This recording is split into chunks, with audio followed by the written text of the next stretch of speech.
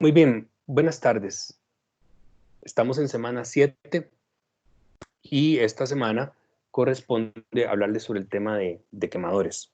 El tema de quemadores, voy a hacer referencia al folleto de Calderas. Entonces, comencemos, muchachos. Vamos a hacer un vistazo, muchachos, sobre lo que sobre lo que quiero hablarles, pero sobre todo sobre lo que quiero que ustedes lean, ¿de acuerdo? Durante la semana. O sea que el requisito mínimo el requerimiento mínimo de esta sesión es que lean un poquitito sobre quemadores. Entonces, observemos que en el folleto llamado Folleto Calderas teníamos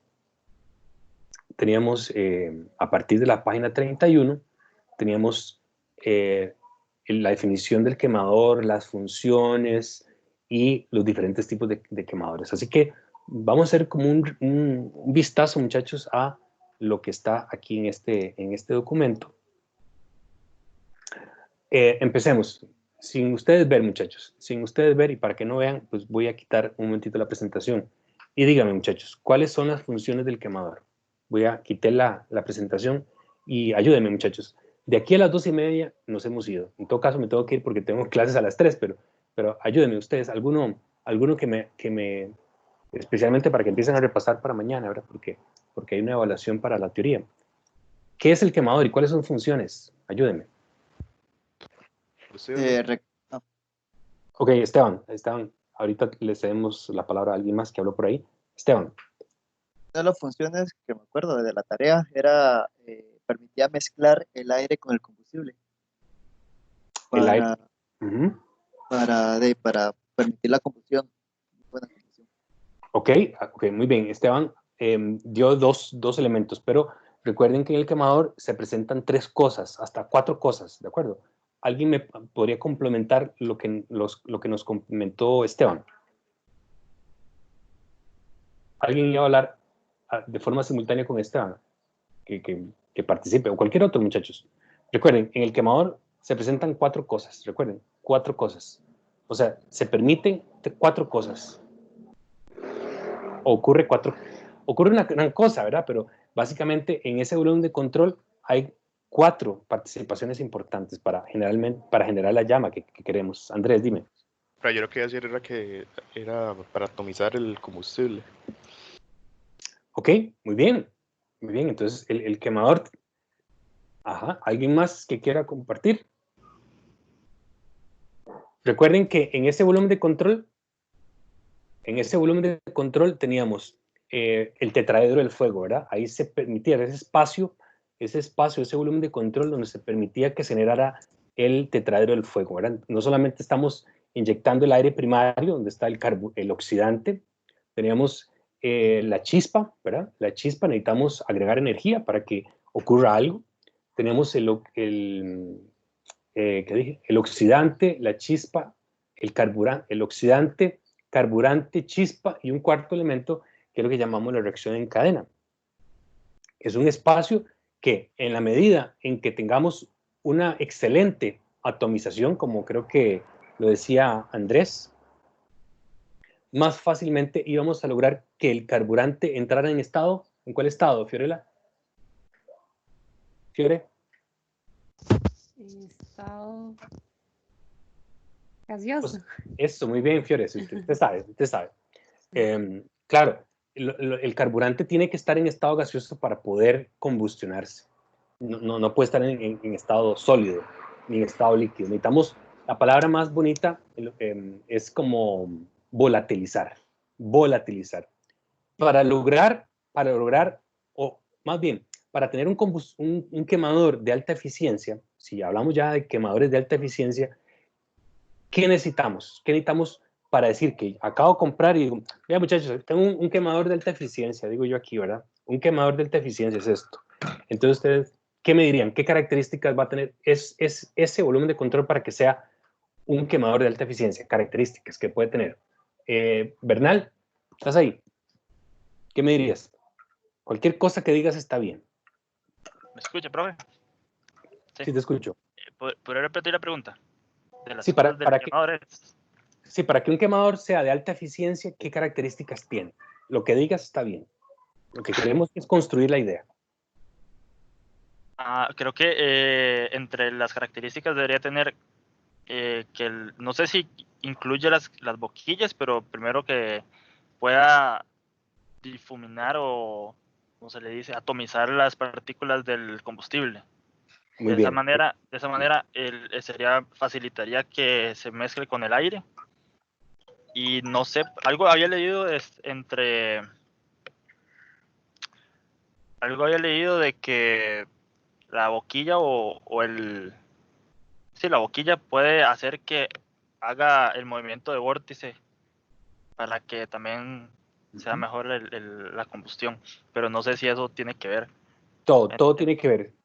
Y muchachos, y recuerden, no se sienta mal cuando yo hago preguntas, o sea, yo sé que no se están sintiendo mal, pero por aquello, no se sienta mal porque yo haga preguntas directas, es que yo necesito que entre ustedes y yo generemos conocimiento, ¿de acuerdo? Yo les puedo decir y decir y decir y decir, pero yo necesito que en ustedes se genere el conocimiento. En el proceso de comunicación, recuerden cuando estamos en comunicación ¿qué? Oral, ¿verdad? Y escrita, ¿verdad? Que nos decían qué era la comunicación, ¿verdad? Entonces yo puedo decirles, pero yo no puedo necesariamente, a pesar de que hago un esfuerzo para utilizar las mejores palabras, eventualmente la construcción en sus mentes puede que no se construya, sino que se desconstruya. Entonces necesito que se integre el conocimiento. Entonces, vamos a ver. Sí, lo que dijo Bernal está muy bien. Sí, hay boquillas que tienen unos elementos internos dentro de la boquilla que genera la vorticidad, que hace que el combustible empiece a girar.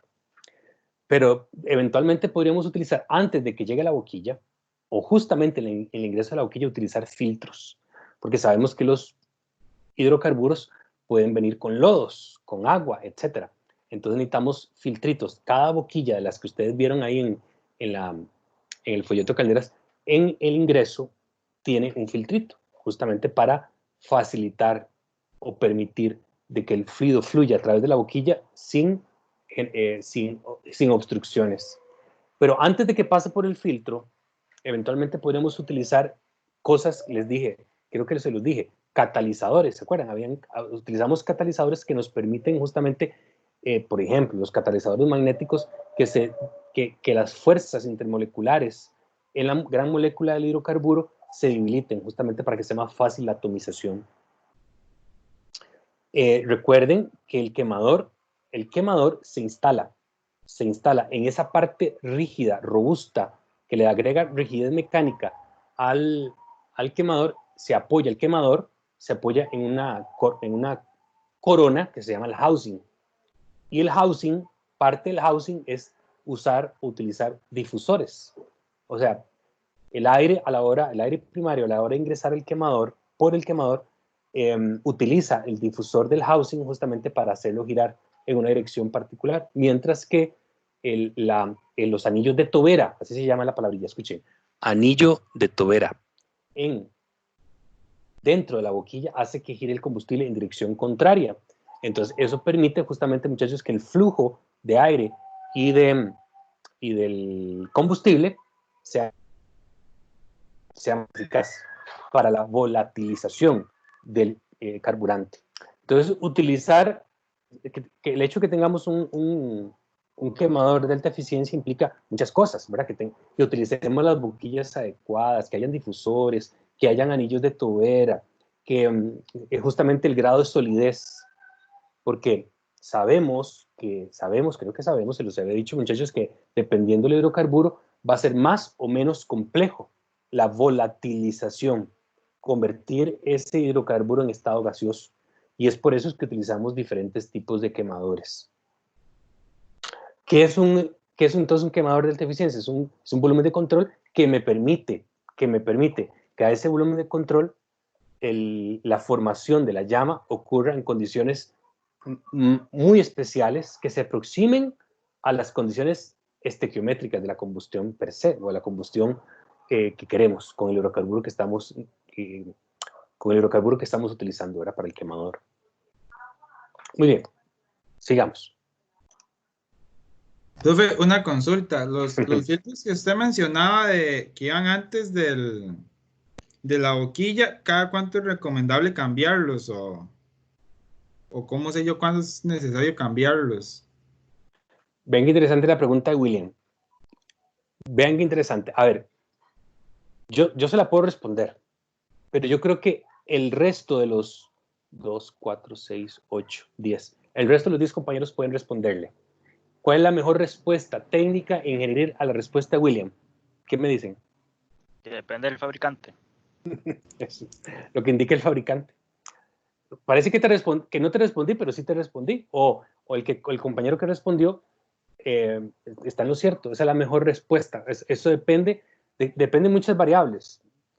Depende, bueno, como dijo el compañero, lo que dice el fabricante, del hidrocarburo que se está utilizando, del medio oxidante que se utiliza, del aire, porque puede ser el aire que está entrando al cuarto máquinas o que está en el cuarto máquinas puede ser un aire muy pulvorolento, dependiendo de la condición en la que estemos en un tajo o que estemos, no sé, depende, un material donde hay polvo de acerrín, etcétera. Eso depende de las características particulares donde está el cuarto caldera. Pero entonces la mejor respuesta es lo que indique el fabricante o lo que indique el proveedor. ¿Está bien, William? Sí, gracias. Con gusto. Y así, muchachos, esa respuesta siempre les va a quitar de encima a un montón de preguntones. No digo que William es un preguntón. Está bien que pregunten, pero a veces recuerden que cuando ustedes se van a graduar, cuando ustedes se gradúen, toda la República de Costa Rica y el mundo entero tiene licencia para hacerles preguntas. Muy bien. Los tipos de quemadores. Ahí. Voy a hacer una ligera referencia. Vamos a observar de la A a la E.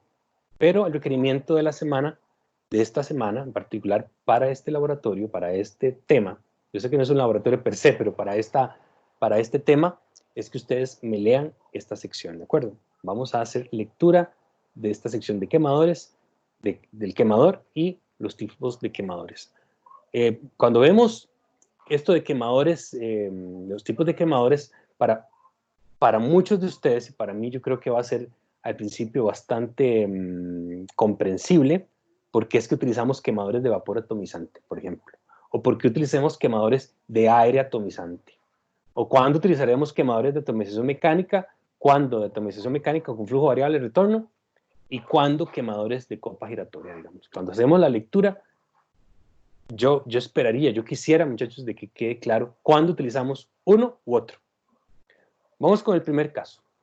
Vean qué interesante. Yo creo que ustedes y yo, con solo que veamos que vapor tiene que entrar dentro de la boquilla con el flujo de combustible, ¿qué podríamos decir o en qué tipo de hidrocarburos o de carburante tenemos que utilizar quemadores de vapor atomizante? Especulen, especulen. Necesito que generen conocimiento. Yo se los puedo decir, pero necesito, o yo quisiera, mi esperanza es como que ustedes construyan, ¿de acuerdo? Una idea. ¿Cómo? Bunker.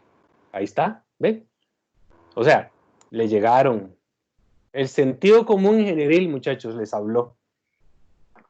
Entonces, claramente, los quemadores con vapor atomizante son los que utilizamos cuando utilizamos el hidrocarburo llamado bunker. Recuerden que el hidrocarburo bunker se llama aceite combustible número. Recuerden, aceite combustible número, porque a veces se les pone un poquito más complejo. No les dicen bunker o búnker, les dicen aceite combustible número. Se los pongo para que seleccionen. O el 2. El 2 o el 6, ahí está. Pregunta para mañana en el examen. A ver, marque con una X. ¿Aceite combustible número 2 o el 6? 2. El 2, bro. El 2. Y no se asuste, muchachos, eso no es pregunta de mañana. Pero bueno, es que a veces van a ustedes leer en una ficha técnica y les hablan del aceite combustible número 2. ¿Y el número 6 cuál era?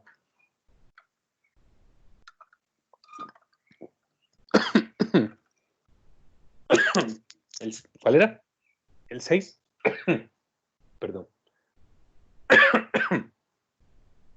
Diésel. Diésel. Y el 2 es bunker. Hablando del diésel, ¿cuándo utilizamos quemadores con aire atomizante? Profe, tengo una duda con respecto al quemador de vapor atomizante. ¿Eso no reduce la eficiencia de la combustión? Digamos, al agregarle vapor al combustible. Puede ser, es muy probable que sí. El asunto es que, tal vez esto ya me lo escucharon decir antes, muchachos. ¿Cuál es el problema con el bunker? ¿Cuál es el problema con el bunker? De atomizar, ¿verdad? O volatilizar el bunker. Que es muy viscoso. La temperatura de fusión. Bueno, sí. Esa temperatura a la cual logro la llama, ¿ocurre a qué temperatura? A ver si lo recuerdan. Eso lo dije en la teoría, tal vez. ¿A qué temperatura? 97. Era 97 grados Celsius. 98. 98, muchachos, y no hay forma, a pesar de que utilicen resistencias eléctricas o utilicemos tubing, o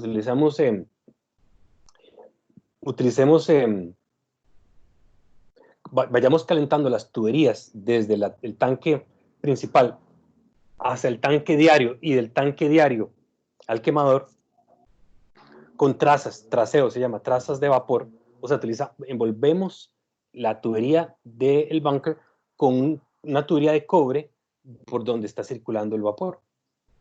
Entonces, a pesar del traseo o resistencias eléctricas al inicio, cuando no hay vapor, no le llegamos a 98. No llegamos a 98 grados Celsius. Entonces, ¿y qué hacemos? ¿Cómo hacemos? Porque si inyectamos el bunker a temperaturas inferiores a esa que acabamos de mencionar, 98 grados Celsius, ustedes no, el quemador escupe pelotas de bunker. Y eso, muchachos, se convierte en combustible no quemado que se deposita en el hogar. No necesariamente lo inunda, pero lo ensucia y eventualmente, si el búnker se queda ahí y existen, recuerden, durante el periodo del barrido de gases, ese búnker no sale porque está ahí apelotado, pues eventualmente podríamos generar contraexplosiones que son mucho más peligrosas. Entonces, desgraciadamente, será un mal necesario inyectar vapor vivo. Vapor vivo. ¿Te quedó claro? Sí, claro, gracias. Sí, quemadores con aire atomizante. Entonces ahí tenemos la posibilidad de introducir hidrocarburos más livianos, ¿verdad? Más livianos como el diésel. Entonces el aire es el aire, no solamente el aire primario, recuerden, el aire, ahí lo que circula se llama aire secundario. Por la sección interna de la boquilla circula aire secundario, porque el aire primario es el aire que está siendo inyectado de forma masiva por el ventilador del quemador.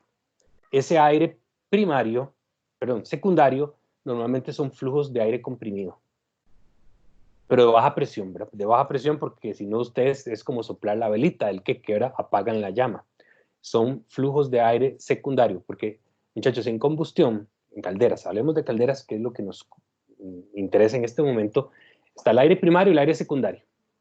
El aire primario es el aire que el damper o celosía o acceso principal de aire al quemador ingresa por el quemador e inunda el hogar, y es el que me genera el tiro, recuerden esa palabra, el tiro o presión diferencial suficiente de tiro forzado que me permite que los gases subproductos de la combustión avancen por todos los pasos hacia la descarga, mientras que el aire secundario es el que inyectamos por la boquilla, porque es el aire que me permite atomizar, no es, o sea, obviamente el aire lleva oxígeno y el oxígeno es carburante, pero en realidad ese aire a baja presión es el que me permite atomizar y volatilizar el combustible. ¿Queda claro este? Seguimos. Muchachos, estos dos son muy similares. Básicamente entre uno y otro no hay muchas diferencias y puede utilizarse normalmente para flujos o para hidrocarburos livianos, como el diésel también se puede utilizar perfectamente. Por ejemplo, el quemador de la caldera York Shipley, la calderita viejita que tenemos nosotros, es un quemador de atomización mecánica con flujo variable de retorno. O sea, básicamente, muchachos, lo que tenemos, si ustedes ven esta figurita, voy a acercarme un momentito, disculpen que me acerque súbitamente a la imagen de la izquierda, para que no se me maree. Ese elemento, muchachos, que vemos ahí de color naranja, básicamente lo que yo le llamo el el anillo de Tobera. Es un elemento que me permite que el flujo de vapor, perdón, el flujo del hidrocarburo gire, ¿de acuerdo? Y al girar, por fuerza centrífuga, por la forma que tiene la misma toberita, que es como una serie de paletas, hace que el hidrocarburo gire y se atomice. Y al entrar en contacto con el aire primario, que está alrededor de toda la boquilla, pues entonces se genera la volatilización. Recuerden que el aire que está alrededor de la boquilla está girando en dirección contraria debido a las aletas que tiene el difusor. Básicamente eso es. Y otra cosa que tiene estos sistemas, como las boquillas o como el quemador que tenemos en la Escuela de Ingeniería Electromecánica con la York, es que si no quiero quemar todo el combustible, dependiendo de la apertura de la válvula osificadora de combustible, que en el caso del TEC está en el retorno, recuerden, si se abre mucho la osificadora, retorna mucho, porque esa válvula está en el retorno, no en la inyección del combustible. Pero si cerramos mucho el retorno, o sea, cerramos la osificadora, significa que no hay retorno y por tanto todo el hidrocarburo tiene que salir por la boquilla.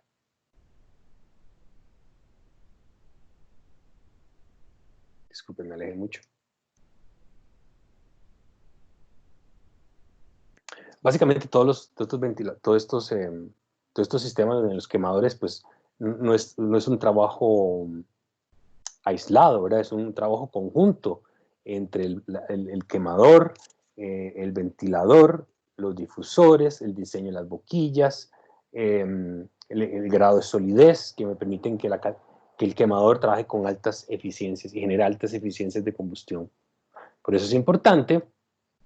Si lo ven aquí, muchachos, están los deflectores, o yo le llamo difusor, ¿lo ven? Eso que se llama deflectores es una serie de aspas que lo que hace es que el aire empiece a girar en dirección contraria, en dirección de rotación contraria a la del combustible. Yo le llamo difusor. Ok, este es el quemador. Simplemente lo saqué de bodega, tenemos dos, uno instalado en la caldera y otro lo tenemos de repuesto, no de repuesto, más bien este es el original que trae la caldera cuando se instaló en 1978. Años después, ya cuando yo ya era profesor ahí en la escuela, mandamos a comprar un quemador para no estar quita y pone para que ustedes lo vieran. Entonces, este es un quemador con flujo de retorno. Tiene 3 boquillas. Cada boquilla tiene una codificación especial, que fue lo que ustedes ya leyeron. Y claramente tiene retorno, ¿verdad? ¿Cómo sé que tiene retorno? Bueno, porque si ven al fondo de la imagen, podríamos ver aquí en el fondo, muchachos, que tenemos una línea que podría ser la inyección y la otra que es el retorno, ¿de acuerdo? Por eso es fácil identificar que es un quemador con flujo de retorno. Dice quemador de atomización mecánica con flujo variable de retorno. Luego estas, aunque son particulares para ciertas marcas de calderas. Profe, Sí. disculpe la pregunta. En la imagen que acaba de poner, usted creo que en teoría ha explicado que había un sensor de luz, pero esa vez no me ha quedado como muy claro dónde era que estaba. ¿Podría repetir eso? Si no, mucha molestia. Sí, con gusto. Sí, cuando veamos controles eléctricos, por eso es que necesito ir al TEC para hacerles un videíto, para utilizar, ¿verdad? Estas cosillas que he estado inventando hacer. Pero si ves en la parte, compañeros, si vemos en la parte superior de la imagen, imagínate que hay un ojo ahí. Imagínate que usted mete el ojo para ver finalmente y ves por aquí es la salida. O sea, por aquí está recuerda, por aquí está el fuego. Si lo ves, donde están las boquillas, se ve mi mouse moviéndose, muchachos. Se ve el cursor, el puntero moviéndose. Sí, pero... Sí, profe. Ahí está el fuego, ¿verdad? Ahí está el fuego. Por tanto, la luz, veríamos que la luz, entonces se va a poder apreciar justamente por esta sección. Y allá en el fondo, imagínense que usted pone el ojo. De hecho, usted pone el ojo. Hay una mirilla. Pero también ahí se pone un sensor, un fotosensor, un sensor que percibe luz infrarroja, o sea, no cualquier luz. Tiene que ser infrarroja, especialmente para esta caldera, porque ella tiene que percibir el color rojo amarillento de la llama característica para una caldera de este tipo que es con diésel.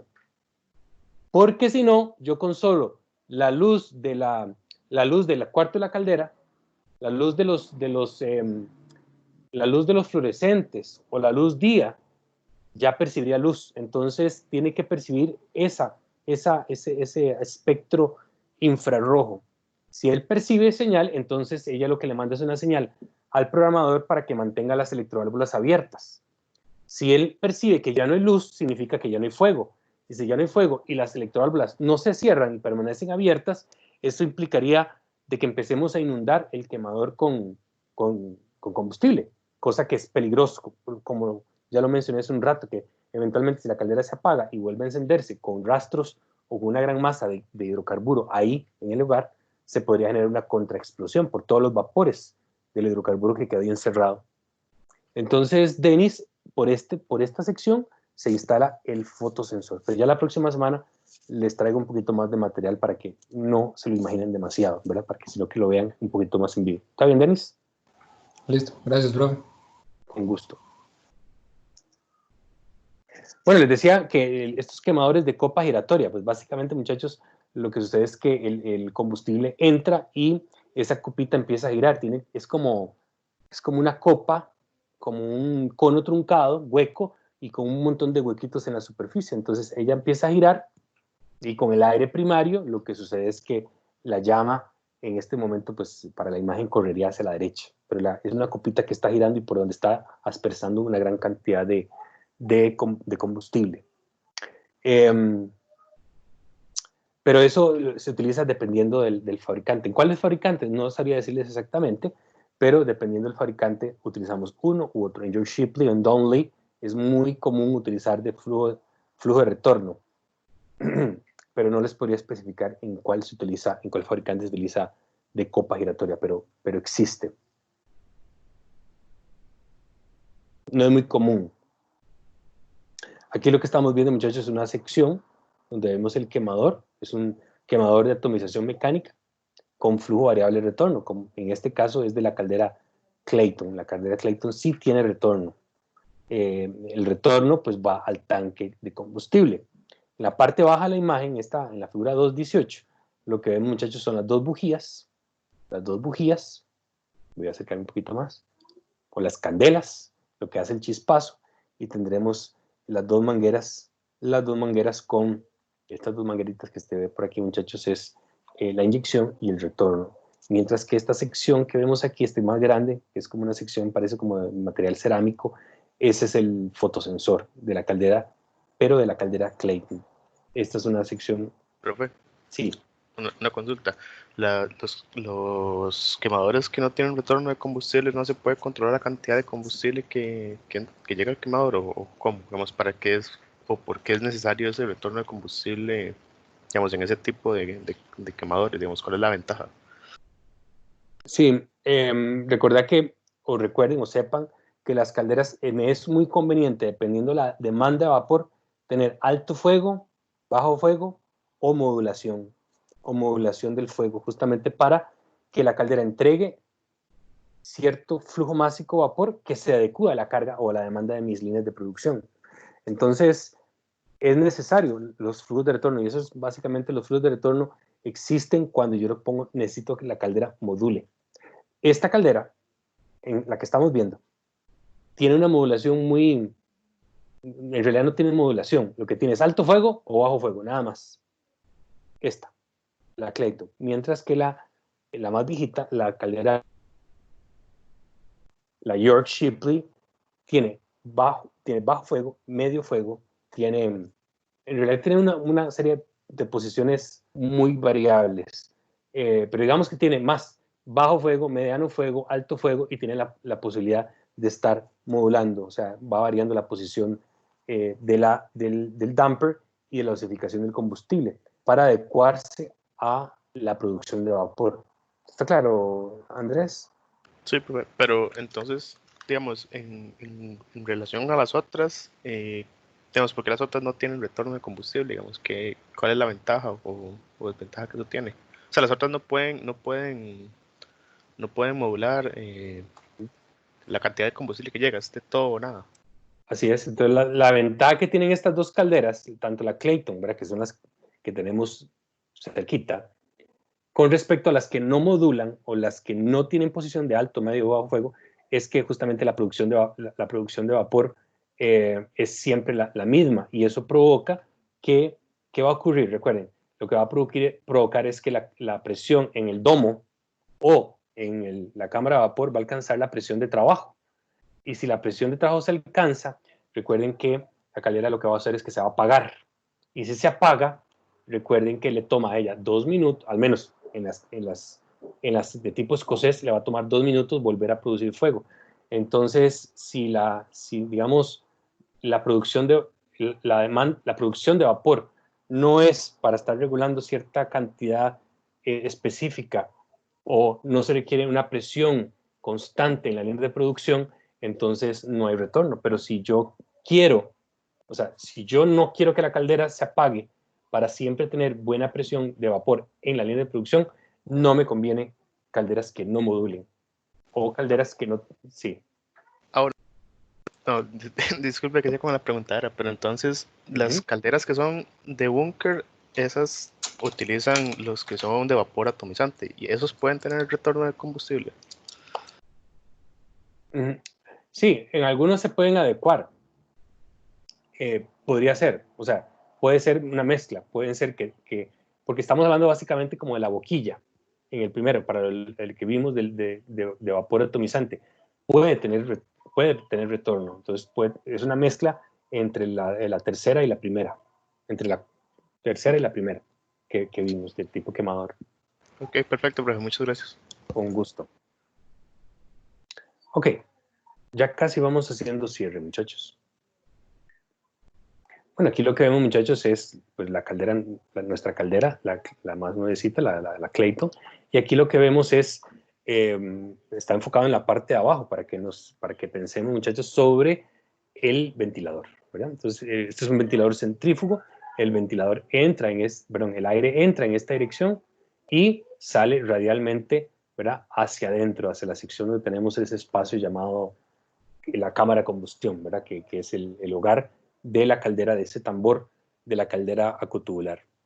Recuerden que en ese tambor lo que tenemos son paredes de agua, ¿de acuerdo? Paredes de agua a toda la sección circunferencial del tambor. Aquí en la parte, aquí por aquí, bajito, aquí abajo, muchachos, lo que se ve es la bomba combustible. Eso que se ve negro es la bomba combustible. La bomba combustible está siendo movida por el mismo motor. Por el mismo motor del ventilador. El motor del ventilador y la bomba es la misma, nada más que en una transmisión directa, mientras que ese mismo motor de color naranja mueve al eje de la bomba, pero con faja y polea. Para esta configuración, para esta caldera en particular. Aquí veíamos sobre lo que hablábamos, ¿verdad? Que es sobre la solidez.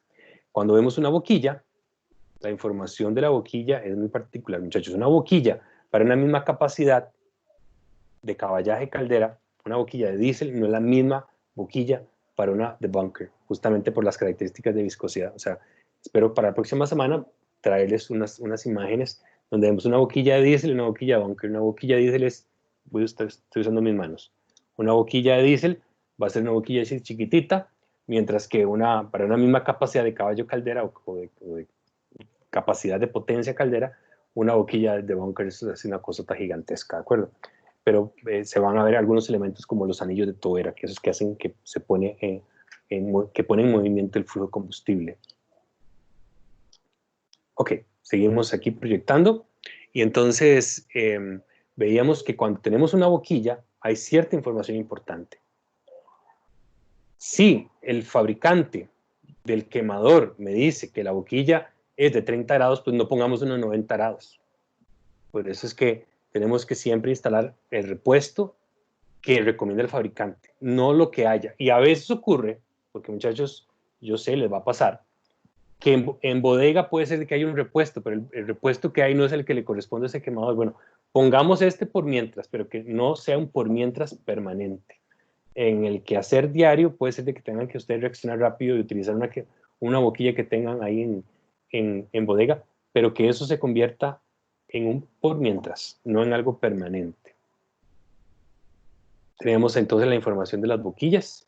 En este caso, como ustedes me decían, esta es una marca que se llama Danfoss. Danfoss es una marca europea, y Danfoss no solamente produce cosas para vapor, también produce cosas para refrigeración, por ejemplo. Entonces la información que está en la botellita y también está troquelada en el cuerpo en el cuerpo hexagonal de este equipo es muy importante. Es muy importante porque es esa especificación la que debemos ir a comprar o la que tenemos que mandar a requisar, al requerimiento de bodega, a pedir a bodega. ¿Qué información me da las boquillas? Bueno, me da, entre otras cosas, como pueden ver, me dice 0,5, 60H y la marca. Muy importante, si vamos a comprar una boquilla, probablemente no exclusivamente Danfoss es una, hay muchos fabricantes, pero es muy importante seleccionar una boquilla cuyo fabricante se atrevió a poner su nombre en el cuerpo de la boquilla, porque si no, entonces, si voy a comprar una de marca Patito, pues eso también me dice mucho. ¿Qué información puedo obtener? Bueno, el ángulo de aperturaje, el flujo másico, el flujo volumétrico, y también el ángulo de aperturaje y la solidez. Hablábamos de diferentes tipos de solidez, ¿verdad? Hay diferentes tipos de solidez. Una solidez prácticamente plena, un cono semihueco, ¿verdad? Y el cono hueco. Eso está representado en el caso de Danfoss con una S, con una H, con una B. Solidez. Ok, muchachos. Esto es lo que quería mostrarles con respecto al tema de quemadores.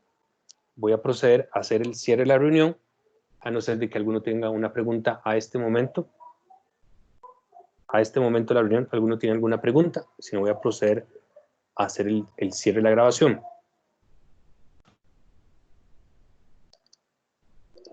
Ok, entonces vamos a detener la grabación en 3, 2, 1.